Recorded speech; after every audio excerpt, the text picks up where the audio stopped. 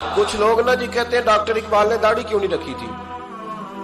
تو یہ غلطی کی علامہ اقبال نے، رکھنی چاہیے تھی انہیں۔ ناراض ہو گئے آپ لوگ؟ جو جس کی غلطی ہے وہ اس کی یہ غلطی ہو گئی ان سے، انہوں نے نہیں ٹھیک کیا۔ اب اقبال کے داڑھی نہ رکھنے سے کیا سنت کی مخالفت پر اسے ڈگری دی جائے گی؟ وہ میں ہی کیوں نہ ہوں، جو کام خلاف سنت ہے وہ بہرحال۔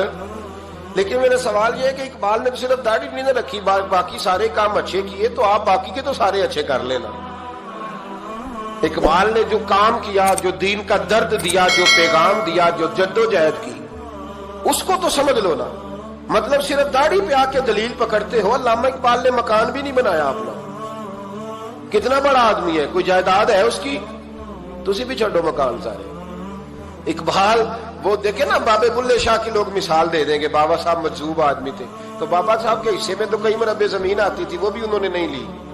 ہمارا ملانگ روٹی کا اس کو پتا ہے، نوٹوں کا بھی پتا ہے کہ 5000 والا کون سا ہے، 100 والا کون سا ہے، باقی ٹائم وہ بابا بلے شاہ بن جاتا ہے۔ یہ کون سا سٹائل ہے کہ مرضی کی چیز آئی تو قابو کر لی؟ تو ڈاکٹر اقبال نے یہ درست کیا، لیکن اس کے باوجود ہمارا نظریہ ہے کہ اللہ اس کی یہ خطا معاف کرائے گا، پر بندہ بڑا باکمال تھا، یہ بڑی خوبی تھی، اور اس میں بھی کچھ حکمت ہوگی، کچھ باتیں ایسی انہوں نے لکھی ہیں بعض جگہوں پہ۔ لیکن اقبال کی جو معرفت ہے، جو حسن ہے، جو وقار ہے ان کے لب و لہجے میں، اس کا انکار کیا جا سکتا نہیں۔ لیکن اس کو ہم ڈیفینڈ بھی نہیں کرتے، جو کسی میں کوئی کمزوری ہے وہ بہرحال اس کی۔ وہ ایک سوال بڑا اٹھتا تھا، لوگ کہتے تھے کہ آپ روز داڑھی کی بات بھی کرتے ہیں اور علامہ اقبال کی بات بھی کرتے ہیں، تو میں نے آج اس کی وضاحت کر دی۔ بات کی سمجھ آ گئی آپ حضرات؟ علامہ اقبال نے ایک بات لکھی ہے، اقبال کہتے ہیں جب میں لندن میں وکالت کرتا تھا تو ایک خاتون تھی، لیڈی بارنس اس کا نام تھا۔ چھوٹے موٹے مقدمات لے کے وہ میرے پاس آتی تھی، بی بی ایک ہوٹل چلایا کرتی تھی، اس کا خاوند جو تھا وہ فوج میں ملازم تھا۔ اقبال نے خود لکھا ہے، اقبال فرماتے ہیں کہ ایک دن وہ خاتون پھر کسی کیس کے سلسلے میں میرے پاس آئی، تو جب وہ آئی تو اس نے نقاب اوڑھا ہوا تھا، برقع کیا ہوا تھا، تو چونکہ اس نے نقاب اوڑھا تھا مسلمانوں کی نشانی تھی۔ نقاب اوڑھنا کن کی نشانی ہے؟ اللہ آپ کو خوش رکھے۔ تو کہتے ہیں وہ نشانی چونکہ اہل اسلام کی تھی تو مجھے تجسس ہوا۔ میں نے کہا لیڈی خیریت ہے میم صاحبہ، یہ برقع پہنا ہوا ہے؟ تو کہنے لگی ہنس کے، اقبال مجھے پکا یقین تھا کہ آپ ضرور پوچھیں گے۔ تو میں نے کہا اچھا تو یہ برقع؟ تو کہنے لگی الحمدللہ میں مسلمان ہو گئی۔ تو میں نے فوراً کہا کہ آپ کا شوہر تو فوج میں ملازم ہے، فوجی کے لیے بدلنا اور پھر ملکی قانون اور یہ چیزیں؟ تو کہنے لگی اس نے مجھے کیا کہنا تھا، وہ خود کلمہ پڑھ گیا۔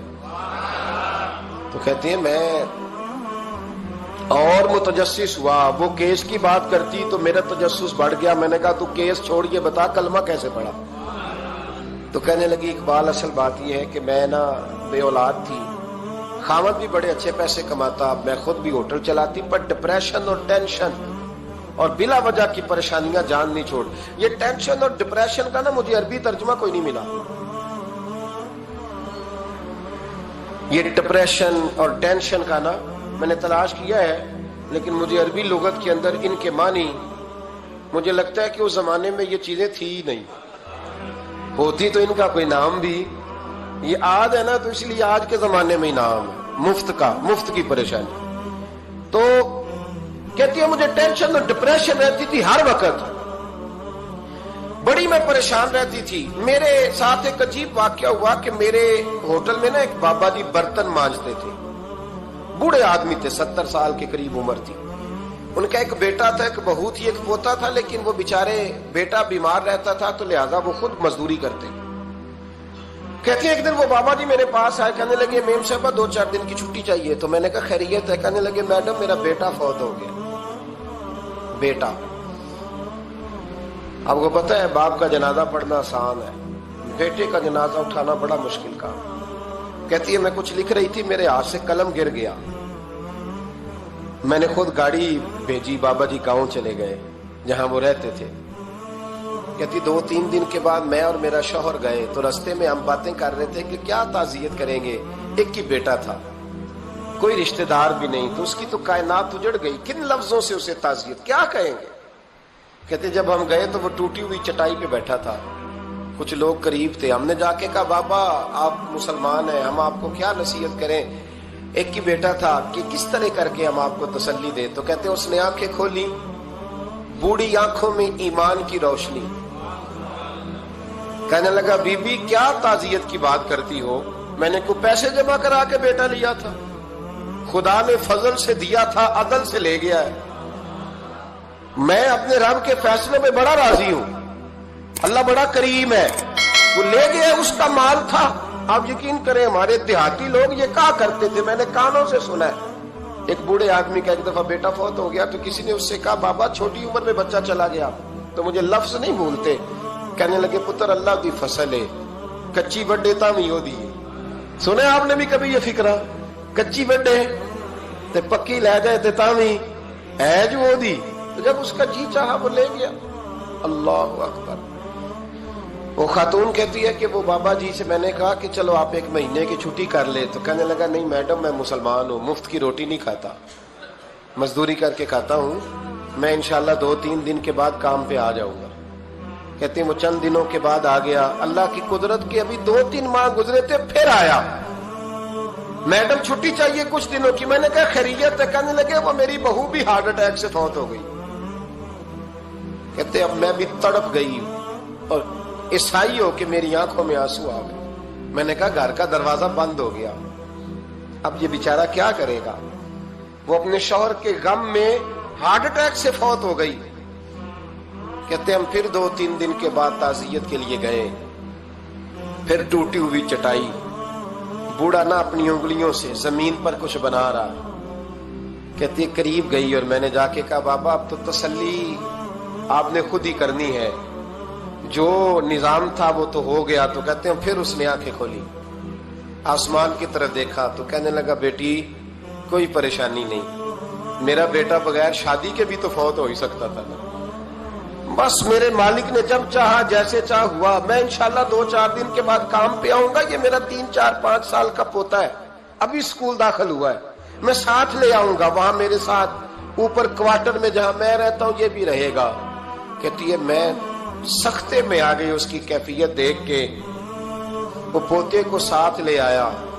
कभी कभी मैं देखती छत पे खड़े होके कि दादा घोड़ा बना हुआ है और पोता सवारी कर रहा है।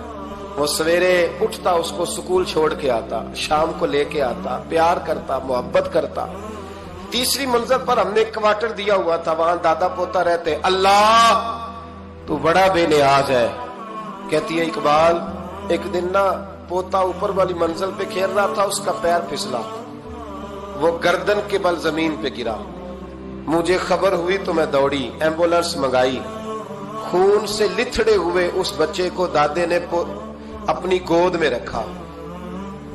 और जब हम अस्पताल की तरफ गए तो हॉस्पिटल बाद में आया, जनाबे इजराइल पहले आ गए और कहते हैं वो गोद में दम तोड़ गया।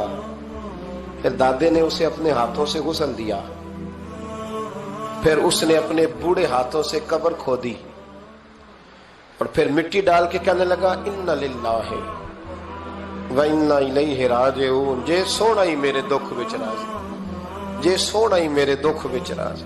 फिर सुख नू चुल्ले डावा। कहती वो मिट्टी डाली उसने और जब वो वापस पलटा तो मैं बाजू से थाम के होटल करीब लाई और मैंने उसके करीब कहा कि बाबा तू टूट गया है, तू बिखर गया है, मुझे महसूस होता है कि अब ना तेरी रातें और तेरी सुबह और तेरी शामें गमों में गुजरेंगी। तो कहते हैं यूं उसने हाथ रखे और यूं आंसू छटक दिए। कहने लगा मैडम क्यों क्यों, मेरे अंदर कोई अकीदा नहीं, मैं कोई लवारस हूं, मेरा कोई रब नहीं, मैं क्यों परेशान रहूंगा, मैं तो पका हुआ फालू, थोड़े दिन गुजरेंगे कब्र में जाऊंगा और जब जन्नत में जाऊंगा तो अल्लाह मेरी बेटे से भी मुलाकात कराएगा, मेरे पोते से भी मुलाकात कराएगा, मेरा रब सारी मुलाकातें करा देगा। मैं अपने अल्लाह की रजा पे बड़ा राजी हूं। वो खातून कहती है मेरा और मेरे शौहर का कलेजा फटने लगा। मैंने कहा बाबा ये जज्बा कहां से मिलता है, ये सुकून कहां से आता है, ये कैफियत कैसे मिलती है। मुझे कहने लगा तूने लेनी है। मैंने कहा तो कहने लगा तू भी गुंबद खजरा वाले नबी का कलमा पढ़ जा, तू भी रसूलुल्लाह का कलमा पढ़ जा, आ मेरे महबूब का कलमा पढ़, अल्लाह तुझे सुकून अता करे।